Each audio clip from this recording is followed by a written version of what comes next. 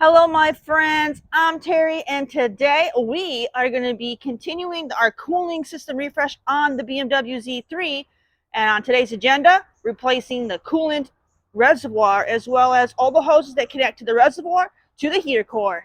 Let's get it.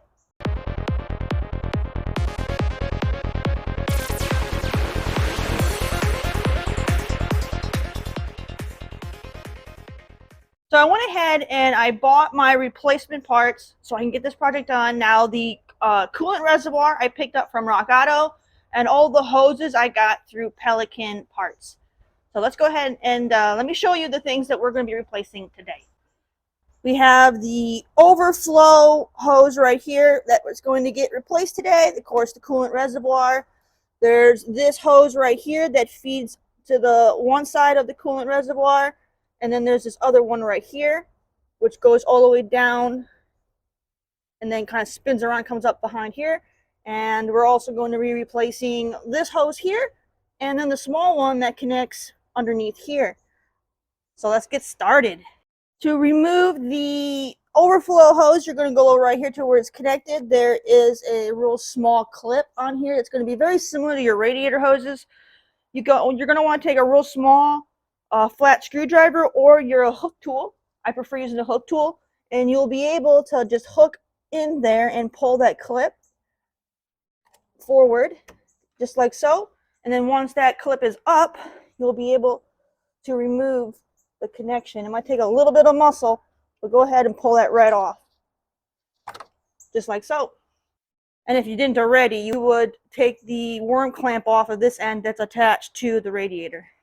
The replacement part number, now I got this Gates hose here, and can't really read it very well, but it looks like it's 51475. That'll be the replacement hose that we will be putting on. And you don't have to worry about losing your clamp because the replacement does have a new little wire clamp in there. So you won't have to worry about that. Let me go ahead and set this aside because we're not installing this just yet. Now make sure you drain all your coolant from your system before you attempt to take this apart. Like I said, there are two hoses that are attached to the reservoir. So we're going to want to disconnect those. All right, so we have the one hose right here, and it's going to have a clip right there that you're going to want to pull up to release this from the reservoir. And then there's this one right here.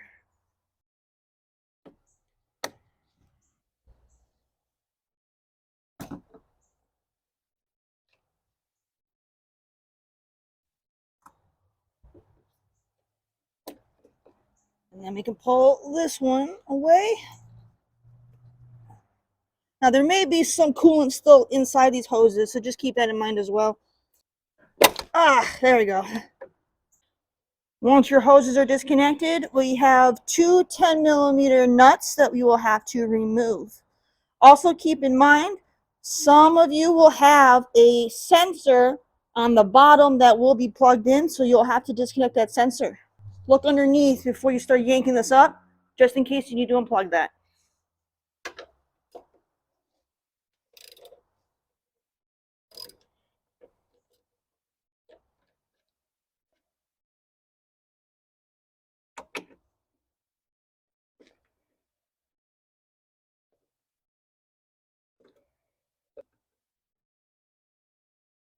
All right, and now we should be able to just lift it out. Just like that. And underneath here, this is where that sensor would be plugged in if you have one. Not sure how well it's going to show up, but there's the part number right there. So you can get your replacements. Now this one is in really good shape still, so I will keep it as a spare part just in case something happens. But it is always recommended that you replace your coolant reservoir whenever you switch out your radiator. So since I put a new radiator in, I'm putting in a brand new reservoir. Now these are the four hoses that we're going to be replacing. This hose here is the one that goes to the coolant reservoir, and will then go to our water pipe. So that will be this hose here. This one goes to the reservoir and goes to the coolant pipe down here. And then this hose here is the one that has this big bend. We got the part number information for this one.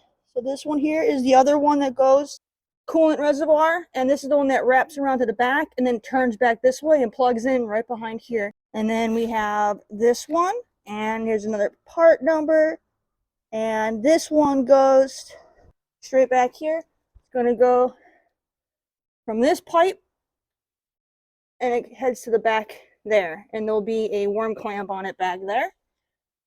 And then the last one is a real small one that connects to the bottom of the heater core and goes straight to the back by the firewall, and then that'll be this little one right here. All right, now keep in mind some of your part numbers may vary depending on which Z3 model you have. The M models and your 4-cylinder models may be different. This is for if you have a 6-cylinder M54, or I believe these also work for the M52. All right, so let's go ahead and replace the one that goes from your water pipe to the reservoir. And this is what it's going to look like. And there is this one that has this 90-degree bend. The 90-degree bend attaches to the water pipe. Remember, you want your clips pushed in before you attach your hoses, so that way the quick connect can lock into place as you attach the replacement hose. So pull it out to take off the old, click it in when you're installing the new. This hose should come off fairly easy since I recently replaced this water pipe, and I just attached the old hose to it for the time being.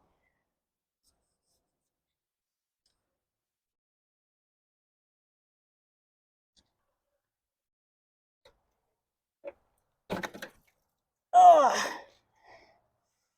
And I had some water in there, but that's okay. It was just water. If coolant, remember now, if you actually have coolant that spills out, you need to go ahead and clean that up right away, because it's highly corrosive. And you don't want coolant on anything because it will corrode it and make everything in bad shape. So you'll have to clean coolant spills up immediately. But this is just distilled water. All right, now let's go ahead and put the replacement hose. There's your number one more time. Get that one put on. You will have 2 notches. You'll have 2 notches here. There'll be 2 notches on your pipe that kind of stick out on the sides. Those go into these grooves here.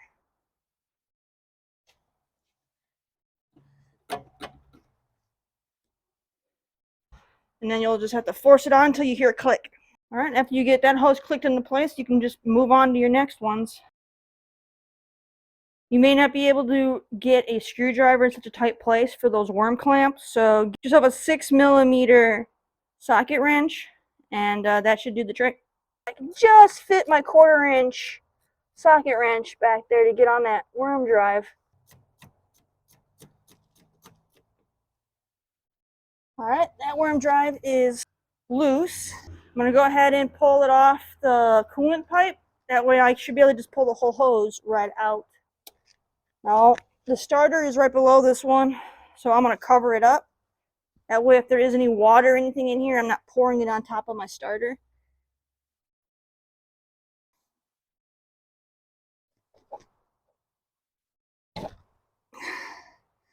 Just like that.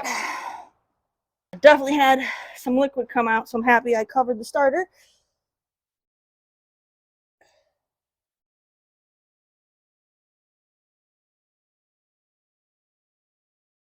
I'm going to keep it there because it's keeping the coolant from the pipe that's dripping.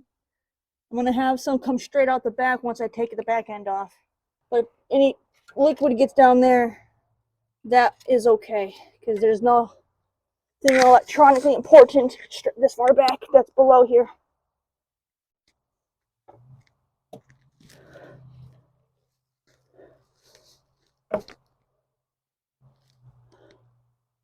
All right, and then you just pull that off.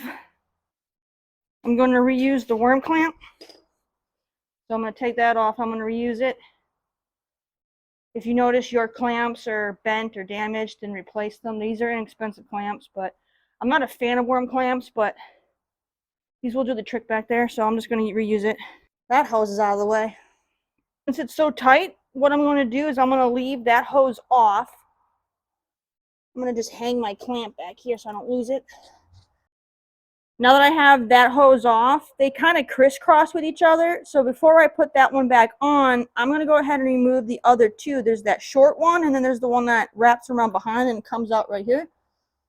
It'll be easier for me to replace those before I replace the one I just took off. All right, I do have you guys zoomed in quite a bit, so it may look a little pixelated, but the worm clamp drive that's on this other hose that goes to the reservoir is straight on top. I think I might need a screwdriver for this one. I'm not going to have enough room to turn the handle.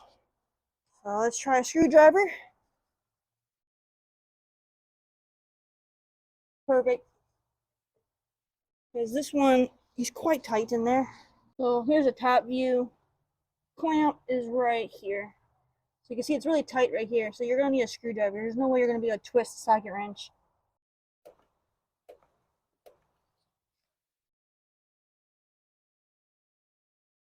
There, I got it.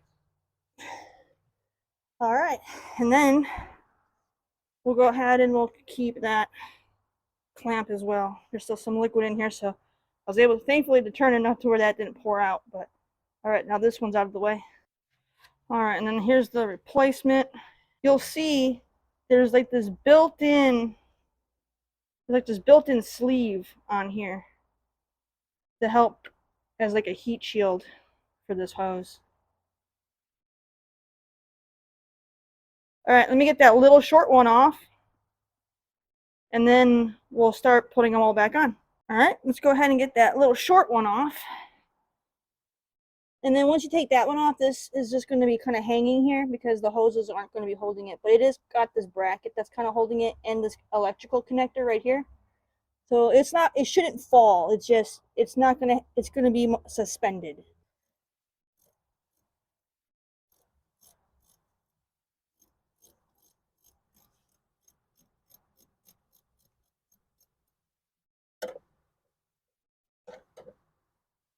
All right, that clamp on back is nice and loose. Just got to get the one that's in the front. Okay. And now we should be able to pull that little one right off.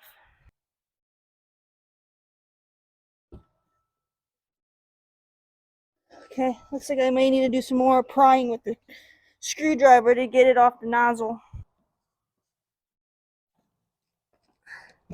Okay, it's off the back of there. Take that clamp off. And now let's pull this other one off. Okay, just pulled extra hard. I got it off. All right, and it's just this real short little hose just like this. Little Kona snake in, kind of like that. All right, this is the first hose we're going to put back on. All right, so now I have the replacement hose. Let's grab my clamp. Slide that on there. And if you guys look, right back here are the nozzles that these hoses are coming from. So that little short one I just took off came off this nozzle. This is the one that wraps to the one that goes to this pipe over there. There's your two nozzles. Now comes the joy of trying to get these on. All right, I got that little hose on. I ended up just pulling this out of the brace and setting it aside so I could maneuver a little bit better, but I managed to get the clamp on there, so now it's officially clamped in down there. And this is where your pressure leak test is going to be imperative, because if any of these are loose, we're going to have leaks back here, and you won't be able to fix these with the intake manifold installed. So it's paramount to do a pressure leak test after you replace all this stuff. Otherwise, you're going to be taking your intake manifold back off. All right, so I got that. I made it pretty tight, but I'm because these are worm drive clamps, I don't want to make it too tight because they'll dig into the rubber, and because of those serrated edges. So I made it tight. I can't yank it off. We'll see if it's good enough when I do my pressure test, but hopefully it's good, because I don't want to damage the hose itself. So now I can go ahead and put this end on the back of this nozzle here. It's ribbed, so you'll have to do some twisting to get to go on. Let's go ahead and get that one on and clamp down. Now remember, it plugs into the bottom one, the bottom nozzle. I'm gonna need to take this connector out here. There we go. So I'm gonna unplug that connector. This way I'll be able to take this and kind of twist it and get it on. So it goes on the bottom one. The one that loops around, does that bend to the coolant, goes to the coolant, the reservoir, is the one that goes on the top. We got to get it on these ridges here and then get this reinstalled. Don't forget to put your clamp on first. I almost forgot to put my clamp on. That'll be a big mistake. And then just twist it on as far as it'll go. Oh, my hand is cramped. Okay. Woo! All right, since it's down, let me go ahead and twist the other hose on, and then I'll reattach that because it'll be a pain getting the other hose attached to the back of that if I can't kind of rotate. Okay, that one went on pretty easy. Okay. And then just tighten down those clamps. All right, I went ahead and I got these clamps tightened on, and hopefully they're not too tight, and hopefully they're tight enough. Like, that's one of the things I won't really know until I do my test. I don't want them loose, but I'm worried about over tightening and damaging the hose, so hopefully they're good. Now I just got to go ahead and put this right back into this bracket here. So we got this nub sits on top here, and then these little feet slide in between these rubber here. Go ahead and reattach that. All right, so that is all reinstalled. So we're good on that front. So now all I have to do is get that last remaining hose attached, and then we can put that reservoir back on, and then snap those two hoses to the reservoir. I went ahead and I got the back of the hose clamped on. I just got to snap the quick connect into the coolant pipe right there. Sorry for not filming all that. It's just, it's so tight, you're not going to be able to see anything other than the back of my shoulder. So I went ahead and I got that part on. Let me just go ahead and get that snapped on. And then the hoses are officially replaced. And then it clicks in. All right, that one's done.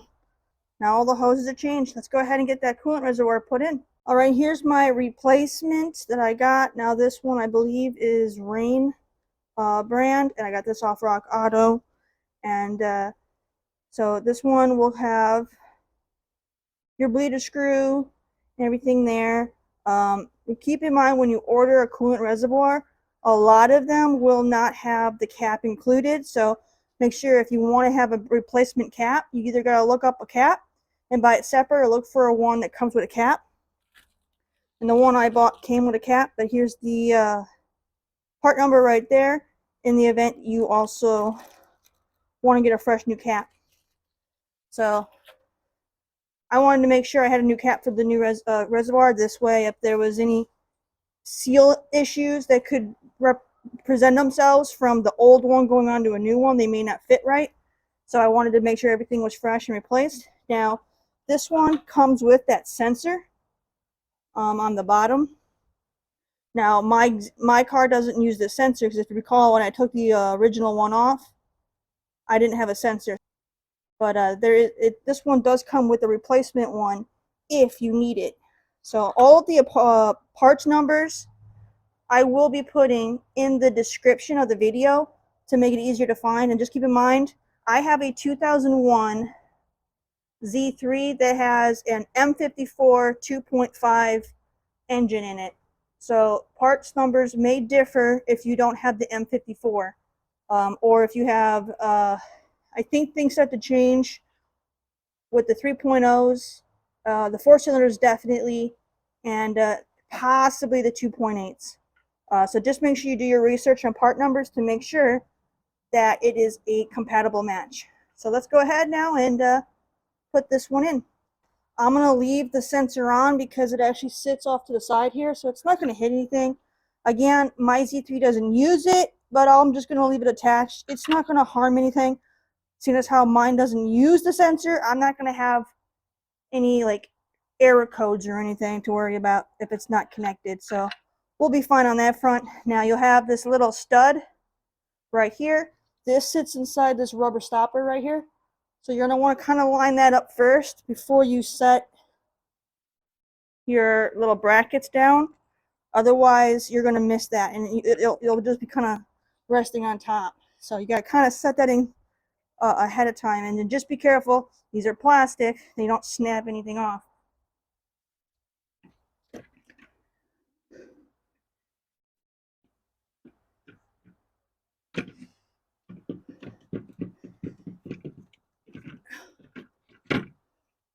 So I'm kind of feeling underneath. I want to make sure it's inside that little piece, and I think it just sat in there just now. There we go. And then if you look down in here, you'll be able to see it, and it is inside that stopper. So just make sure it's properly seated. All right, now we just got to go ahead and put those 10mm nuts back on.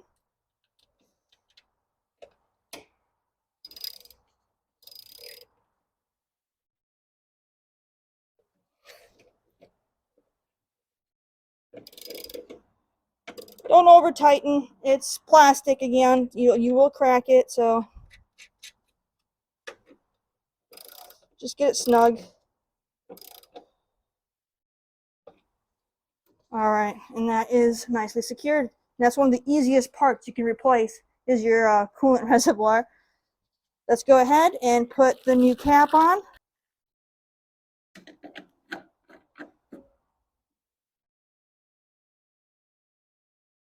All right, and she's good to go. So the next we got to do is get our overflow tube connected. All right, so I got my replacement right here. And remember, it'll have that clip in there already. So you just gotta push it on until it clicks. Just like that, nice and simple. And then this will kind of run around the side, and you can kind of just clip it into these little grooves right here. And then feed it straight to the radiator. All right, so I got my clamp. Slide that on. Slide the hose all the way on.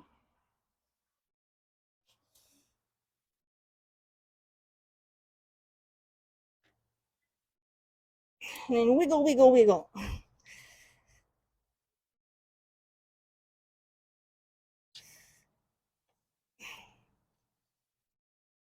As far as it'll go. Just like that. And now that is on, and we can go ahead and tighten down this clamp.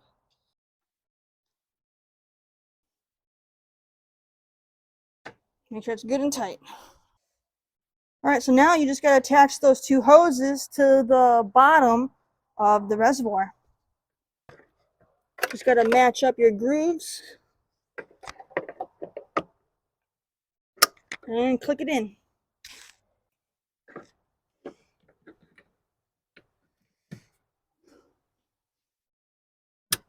Just like that. And that's all you have to do to get your coolant reservoir replaced, as well as all of those hoses. Now keep in mind, some of your Z3s are going to have the expansion tank up here. So you'll still replace your expansion tank, and then your hoses just get routed a little differently. All right, job well done. And there you have it. We have successfully replaced all of the hoses that go from the coolant reservoir to the heater core, as well as the coolant pipe and the water pipe that we replaced in a previous video. So now we are good to go with that. So on the next video, we're going to go ahead and we're going to put some distilled water in the system, and we're going to go ahead and do the pressure leak test to make sure that we're not leaking any coolant out of any of the hoses we placed. This way we know if everything's good and tight, or if we need to tighten stuff up a bit more, as well as make sure it's holding pressure, because even if you're not spilling coolant from a hose, if you're not holding pressure, that means it has an internal leak, and that's not good. We shouldn't run into any internal leaks, because that suggests having like a bad like head gasket or something. and I have no issues with my car having anything like that prior to this refresh, this cooling system refresh.